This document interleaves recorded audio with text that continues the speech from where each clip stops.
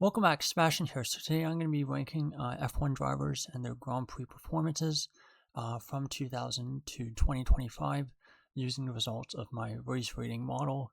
And today's going to be part 3, and we're going to be ranking drivers 60th to 41st. So just like in part 1 and part 2, we'll go with the drivers in order, and I'll talk a little bit about each of them. So first up, driver number 60. And driver number 60 is Romain Grosjean, career average of negative 0.204. Now for Grosjean, decently long career, about a decade in Formula One, and a career that was really all over the place. Of course, probably best known for some very high-profile crashes. Spa 2012, I think, for one, and then of course the crash that ended his F1 career, Bahrain 2020. And in between those crashes, of which there were many, Grosjean had, a decent career, not amazing. And I think in terms of race performance, it was a little bit below average, and that's kind of what the model says as well. I think, that 2012-2013 season at Lotus, for example, up against Kimi Räikkönen, I think there was definitely a lot more, maybe not a lot more, but there was definitely more potential in the car if a driver like Alonso had been driving it instead of, Räikkönen and Grosjean, but made a very good career out of it, about a decade or so. And so for Grosjean, 60th on my list. All right, number 59 is Lance Stroll, career average of negative 0.196. Now for Stroll, of course, when I did my qualifying list, Stroll was pretty low down. And again, anyone who'd followed F1 for the last decade or so would know why Stroll would be that low down. But I think, surprisingly for Stroll, he is, I would say, average to just below average when it comes to Grand Prix performance. He generally has been able to make up for very, very poor qualifying sessions and is able to come through the field relatively well at times. Surprisingly good in wet conditions as well. Has picked up quite a few big points, that way as well.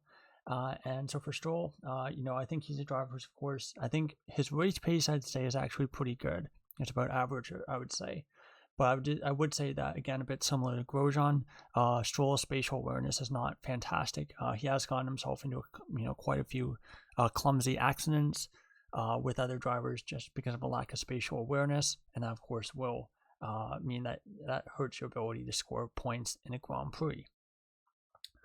All right, number 58 is Pascal Wehrlein, a driver who I think had an F1 career that was much shorter than it probably should have been. For Wehrlein, career average of negative 1.94. Again, this is our age and experience corrected so that some of these young drivers who had, really short careers, you can assess them a little bit more fairly in this kind of ranking. And for Wehrlein, 2 years at Sauber, teaming up against, first it was Rio Haryanto and Esteban Ocon, and then again that last year was up against Marcus Ericsson. And for Wehrlein, scored points for Manor in 2016, and then I think scored 5 points in 2017 for Sauber. Both years it was probably the weakest car on track. And so for Wehrlein, he generally did pretty well given the machinery he had, and really should have been given another year, ideally alongside Charles Leclerc in 2018. All right, number 57, Jean Alesi drove in this time period in 2000 for Prost, and then again 2001, I think, also for Prost, and then the end of the season drove for Jordan. For Alesi, career average, again, from 2 years from a pretty long and illustrious career of negative 0.174. Of course, at this point, this was towards the end of Alesi's career, so again, makes sense that he would be quite a bit lower on this list. Had some okay years that year. I think the 2000 season in particular was pretty dreadful, though. A lot of DNFs, most of them were inflicted by the car, not by him. Kind of not a great end to a pretty strong career, and I think if he had better machinery probably would have won more than just the one Grand Prix that he did. All right, number 56, Christian Klein, career average of negative 0.143. For Klein, again, pretty short career, I think just 3 years, 1 year at Jaguar and then 2 years at Red Bull. Had some pretty experienced teammates, didn't do too badly, I think, in race performance. Had a couple years there where the qualifying performances were not great, but if I remember, he did out-qualify David Coulthard 1 year. For Klein, not really super spectacular results, was kind of just there or thereabouts, and a little bit before my time, so don't have a whole lot more to add about clean. All right, number 55 is Adrian Sutil. For Sutil, a career average of negative 0.141. For Sutil is a bit of an interesting career. I think he was one who had a lot of potential in his first, several. He was seen as having a lot of potential his first couple of years. Did really well for Spiker. I think got a point in Fuji 2007, if I believe correctly. Or it might have been if they used the modern points system where it goes to points down to 10th place. He might have gotten points. I remember 2008 Monaco could have gone up 4th place in a pretty poor Force India, was taken out by Raikkonen. And then even, I think, unfortunately, from 2009 and then a couple years after that, race performances were not so good. Never was able really to, I think, kind of, make good on some of the promise that he had. And his later career, I think, especially at Sauber, that last season was a bit disappointing. Probably should have gotten points. And definitely, I think, should have been, given that Bianchi was able to get points in the slower Marussia, Sutil probably should have been able to get points as well at some point during that season. All right, number 54, counting up for some reason, not down. 54 is Mick Schumacher. Career average of negative 0.141. Now for Schumacher, a lot can be said about him that you can say about drivers like Bruno Senna, Lance Stroll. Not great qualifiers, but generally not too bad on race day. Now for Schumacher, I think his race pace honestly was not too bad. The real thing that I think kept his F1 career as short as it was his qualifying pace and the fact that he was prone to having very big crashes. Big crash in Saudi Arabia, big crash in Monaco. And again, at a time where Haas was not super flush with cash, and again, this was kind of the start of the cost cap era, and teams were starting to realize that these big crashes were kind of having an impact on the budget. I think it made Haas, and I think other teams as well, quite wary of signing him. And so for Schumacher, even though his race pace Grand Prix performance was not terrible, the qualifying performance definitely, I think, held him back quite a bit. All right, number 53 is Stoffel Van Dorn. Now for Van Dorn, career average of negative 0.135. Another driver, relatively short career, and had the misfortune of being up against Fernando Alonso in a pretty poor McLaren. The first year, I think, was actually more impressive than the second. He wasn't that far off Alonso in terms of points, but that second year, I think, was definitely quite poor. Just the qualifying pace was bad, and then he was just never really able to translate that, those poor starting positions in anything big, which, Alonso was able to do from time to time. And unfortunately, for Van Dorn, was dropped at the end of that season. All right, number 52 is Antonio Giovinazzi. So for Giovinazzi, career average of negative 0.111. To be honest, I was a bit surprised Giovinazzi was this high, given I honestly didn't think that he was that impressive in terms of Grand Prix performances. All 3 years of his career, I think Raikkonen was generally the stronger of the two drivers in the races. Qualifying is obviously a different story, but in the Grand Prix at least, it felt like Giovinazzi was never really quite up to kind of the level that you would expect for an F1 driver. But that being said, only did the 3 years. His rookie season was honestly not too bad, but he did start F1 a little bit late, just because of a lack of seat availability. I think there were some questions about, his potential as well. But of course, he was chosen to replace Leclerc at Sauber after Leclerc went to Ferrari. And again, that was a little bit of a controversial decision at the time. I remember, and the fact that he got, 3 years at Sauber was a little bit controversial as well. But for Giovinazzi, obviously doing very, very well for himself in endurance racing at the moment. He finds himself 52nd on my list.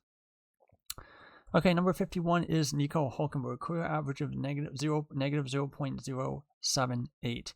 Now for Hülkenberg, not entirely surprised that he's a bit lower on my list. He's kind of always had this reputation throughout his career of being a better qualifier than a racer. I think his time at Force India up against Sergio Perez was definitely pretty emblematic of that. Hülkenberg would generally out-qualify Perez, and then Perez would have the better results in the Grand Prix.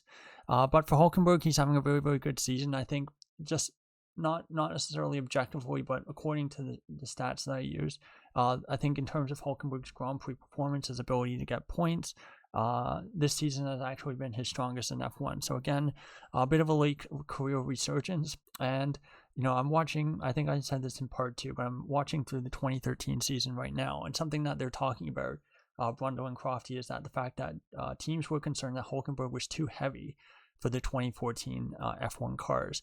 And that's why I think apparently that's contributed to why Ferrari didn't end up signing him and chose Raikkonen instead.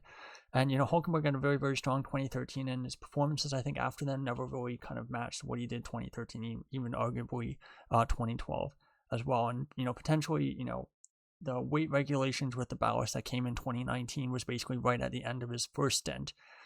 So again, if those regulations had been in place all through the turbo hybrid era, might he have had a little bit of a different career? It's really hard to say.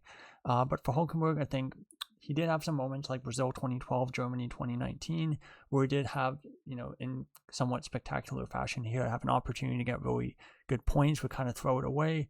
But overall, very, very solid Grand Prix driver, I would say. All right, number 50 is Sergio Perez, the aforementioned Hulkenberg's teammate. Now for Perez, career average of negative 0.069. Unfortunately for him, his 4 years at Red Bull, a bit like Tsunoda, I talked about in part 1, his time at Red Bull really hurts his career average. I think if I were to exclude those 4 years at Red Bull, Perez would almost certainly have been in the top 30 drivers, I would say. But, for Perez, his pre-Red Bull career was generally, his race performances were regarded as very, very strong, regarded as having excellent tire management, able to get podiums in the midfield Force India on multiple occasions, and also a Sauber. Had some off years, like the 2013 at McLaren was definitely not a great year. The 2017-2018 were a little bit hit and miss. Just like he was some very competitive races with his teammate Ocon, but also 2020, for example, had a very good year and a pretty strong Racing Point card, and finally picking up that maiden win. Now, for his Red Bull career, I would say that his race performances were definitely better than his qualifying performances, but still, unfortunately, when you're going up against Max Verstappen, your performances generally don't look very good. Did pick up a handful of wins. I think he has 5 wins total in his Red Bull career. So again, did get some wins here and there, but again, was definitely the second best of the 2 Red Bull drivers during his time there. And unfortunately, those 4 years really drag his career average down. It'll be interesting to see what he can do next year at Cadillac, of course, up against Bottas. So again, 2 kind of rivals from the 2021 title fight, the 2 number 2 drivers going up against it head to head. So it'll be interesting to see who comes out on top next year. Okay, number 49 is, or not number 59, 49 is Esteban Ocon. Career average of negative 0.069. For Ocon, he's had a pretty up and down career. I would say he's never really had seasons where I felt like he's the best driver in the midfield, like I could talk about with, Hulkenberg, for example, or Perez. But for Ocon, I think he's had a very, very steady career. Had very, very strong results early on with in his half season at Manor. And then, of course, those 2 seasons at Force India were quite strong as well. Was, of course, dropped so that Stroll can come and join the team. And I felt like his results after that never really kind of went to the level that, he kind of looked like he might have been able to have in 2017, 2018, where he was, rumored as being potentially a future Mercedes driver. But, last couple of years, I think he's had generally pretty decent performances. This year as well, even though his qualifying has been pretty poor this year in 2025, the race performances have generally been pretty good, and he's generally been a pretty clean driver in terms of, racecraft for most of his time in F1, with the exception of course, when he's racing his teammate. All right, now, number 48 is Ralf Schumacher. For Schumacher, career average of negative 0.055. Very, I think, inconsistent time in F1. He had seasons early on where he looked very, very good in the 90s as well. But again, this video is focusing on this kind of first quarter century of data. So I'm not going to talk too much about, his time in Jordan then. But generally at Williams was generally pretty good. But it felt like over his time at BMW Williams, it felt like Montoya was generally the stronger of the 2 drivers. Went to Toyota, had some mixed results up against Jarno Trulli, and that was kind of it for his time in F1. It was a multiple F1 race winner, though, of course, and generally, a decent driver during his time in the sport. Okay, number 47 is Felipe Nasr, another driver with a relatively short F1 career. For Nasr, career average of negative 0.051. Nasser really came onto the scene with a bang with, I think, a 5th place result in a Sauber that had not gotten points the year before. I think his race performances were generally pretty underrated, and he was honestly a pretty decent driver in the Grand Prix. Was generally much better than Marcus Ericsson. It was only qualifying where I think there was perhaps some question marks that he wasn't able to qualify Ericsson by a bigger margin. But for Nasser, was kind of one of those drivers who was seen as kind of being on the edge of F1, whether being good enough or not for F1. And so one Manor basically folded at the end of 2016. They of course went from 10th in the constructors to 11th in the constructors. Due to Nasser's result at the Brazilian Grand Prix at the end of the season. It basically took away Nasser's own drive for the following season, that's what the rumors were at the time, of course. So for Nasser, relatively short career, but generally wasn't too bad. Given that was his first 2 years in F1, probably could have done better if he had had a longer F1 career.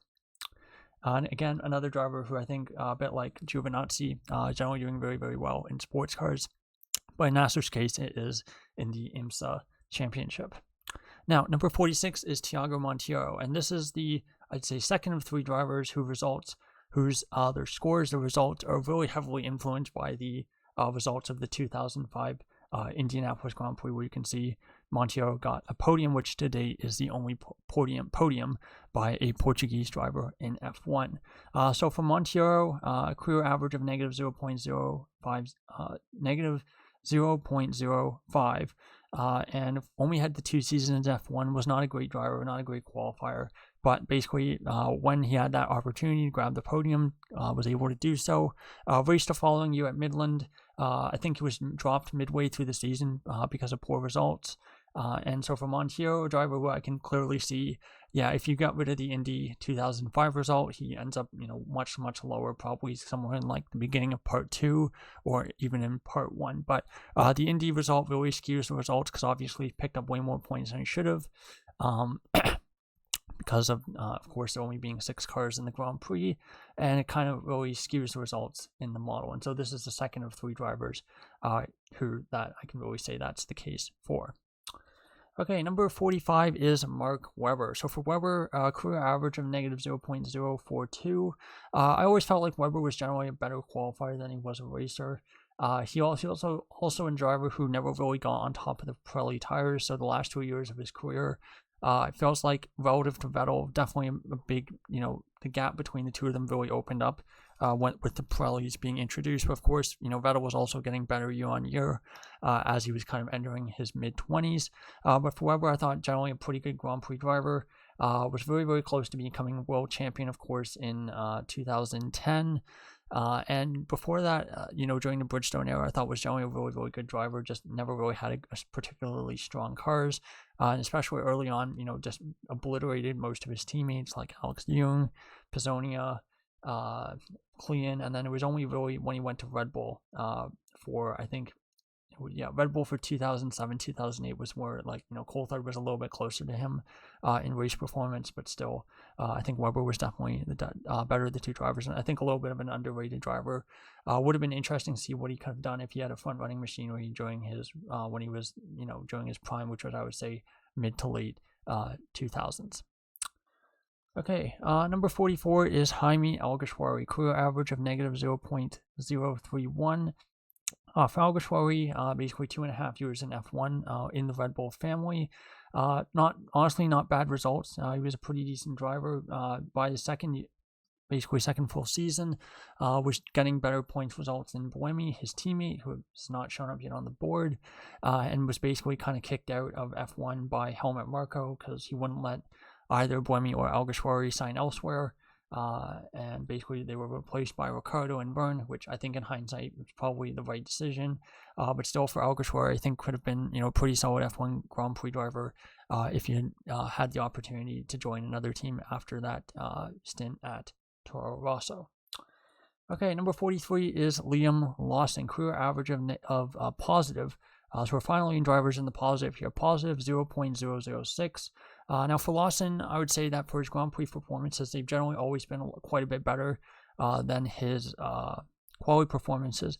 He of course had those two stand-in stints in 2023, 2024, which were generally pretty impressive given the circumstances, being thrown in the conditions I was, scored points on the first occasion in Singapore, and then the second occasion, I think twice, once at Coda, and another track, I think was Brazil, was the other occasion that he scored points. But for Lawson, I think this year's been a little bit of a disappointment, mostly in terms of qualifying performance, but the Grand Prix performance, I think, is still pretty strong.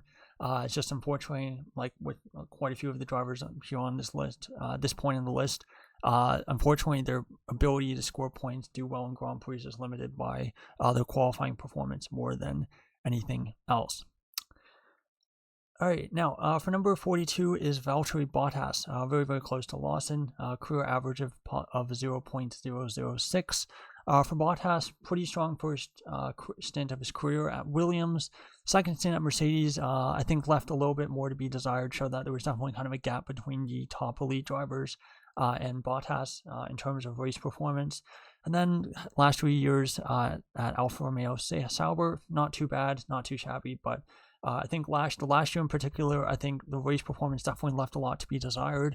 I think Zhou was generally the better of the two drivers in the races, despite the fact that Bottas had out-qualified him by a median of 4/10 over that whole season. So it'll be interesting to see what Bottas is able to do next year up against Sergio Perez. They're relatively close together according to race rating, but again, I said before that I think Perez's rating is, I think, a little unfairly damaged by his Red Bull stint. And again, it'll be interesting to see how the two of them stack up next year. All right, number 41 is Nelson Piquet Jr., career average of 0.015. For Piquet, 2 years in F1, of course, most notably, his most infamous moment in F1 was, of course, crashing deliberately in Singapore to basically give his teammate Fernando Alonso the win.